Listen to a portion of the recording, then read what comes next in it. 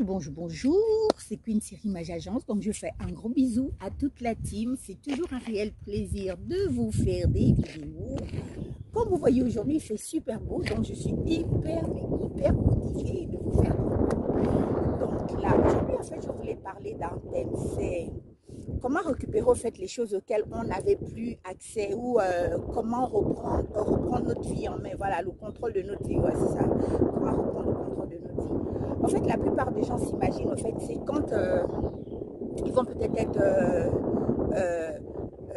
plus en forme ou avoir du courage. Au fait, pour reprendre le contrôle de notre vie, au fait, il y a plusieurs étapes. Voilà. La première étape, d'abord, il faut d'abord changer notre mindset. Donc, changer notre manière de penser. Si on est quelqu'un de défaitiste, de nature, il faudrait faire cet exercice, au fait, d'avoir confiance, de se dire que tout va bien, que tout est accessible dans le meilleur des mondes et qu'on n'est pas pire et que tout ce qu'on a traversé, c'est juste des choses que les communs des mortels traversent. Parce que dans la vie, ce qui est plus important, c'est de pouvoir se relever. Voilà, c'est de ça dont il s'agit.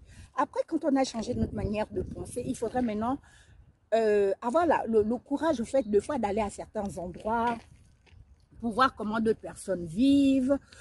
C'est hyper important. Voilà pourquoi la plupart des gens qui voyagent énormément, c'est des gens hyper intelligents parce qu'ils ont une ouverture d'esprit sur le monde. Ils ne sont pas fermés sur eux-mêmes. C'est les gens qui ont une faculté à s'adapter aux circonstances.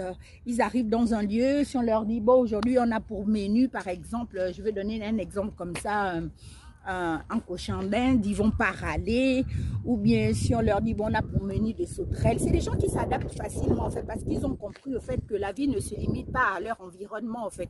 Le monde est vaste et le monde n'attend que des gens pour conquérir, voilà. Après, changer nos habitudes, changer notre environnement. Même si on n'a pas les moyens de changer notre environnement, on peut se lever un matin, se dire, bon, là, on va aller se balader à tel endroit, un endroit chic, plutôt propre. En fait, ça nous permet au fait de voir que, au lieu de... Parce que quand on reste au même endroit, on a tendance à broyer du noir. Et c'est ce qui est très difficile. Donc, le fait de sortir de son confort pour aller ailleurs, ça nous permet de voir au fait qu'il y a autre chose et que même si on avait tendance à vouloir être hyper défaitiste, on aura cette manière de se dire, bah, je suis allé à tel endroit, les gens ils avaient l'air plutôt heureux et puis il n'y a pas de raison en fait de se morfondre parce que de toute manière, tant qu'on a la vie, bah, on a le sourire, voilà, parce que le plus important c'est le souffle de vie, parce qu'on aura à avoir tous les projets du monde. Si on n'a pas la santé, ça ne sert plus à rien. Et si, voilà, le plus important, c'est vraiment la santé. Donc, si tu passes par un échec ou si tu passes par une déception amoureuse, dis-toi juste que c'est juste une déception amoureuse et que tu vas rencontrer peut-être le prince charmant devant. Voilà, c'est de ça dont il s'agit. Donc, aujourd'hui, je me suis mis en rose. Donc là, j'ai mis en rose clair, comme vous voyez. Et puis, en bas, j'ai mis une... voilà, c'est ça. Donc, je me suis dit, étant donné qu'il fait beau, je vais quand même faire un plaisir à ma team. Voilà, donc c'est ça. Ne pensez pas qu'il faudrait d'abord que tous les aimants soient réunis pour vivre une meilleure vie. Non, il faudrait déjà rentrer dans un processus, avoir déjà cette volonté de vouloir changer les choses qui ne marchent pas dans nos vies. Parce qu'il y a des gens qui disent, ouais, moi je tombe sur des mecs toxiques, on dirait que je les attire. Non, ma chérie, tu n'attires pas, ou monsieur, tu n'attires pas des meufs toxiques. C'est juste que des fois, l'environnement où tu es, il n'y a que ce genre de personnes. Ensuite, tu changes de quartier. Ou si tu prends l'habitude d'aller boire un verre dans un autre quartier, qui est peut-être mieux que ton quartier, tu verras qu'il y a d'autres personnes. Il y a des filles peut-être plus éduquées, plus calmes, plus sereines, plus concentrées. Voilà, donc il faudrait vraiment arrêter d'être fataliste. Pour moi, c'est quelque chose, je vais insister là-dessus parce qu'on n'a qu'une seule vie et on ne peut pas se permettre au fait de tout embroyer du noir. Après cela, il faudra aussi revoir notre accoutrement parce que l'accoutrement fait quand même beaucoup de choses. Parce qu'on dit que l'habit ne fait pas le moine, mais j'avoue que quand on vient d'un certain milieu et quand on est habillé d'une certaine manière, automatiquement on nous juge avant même de nous avoir donné l'opportunité de nous présenter. C'est pour vous dire que l'accoutrement aussi compte.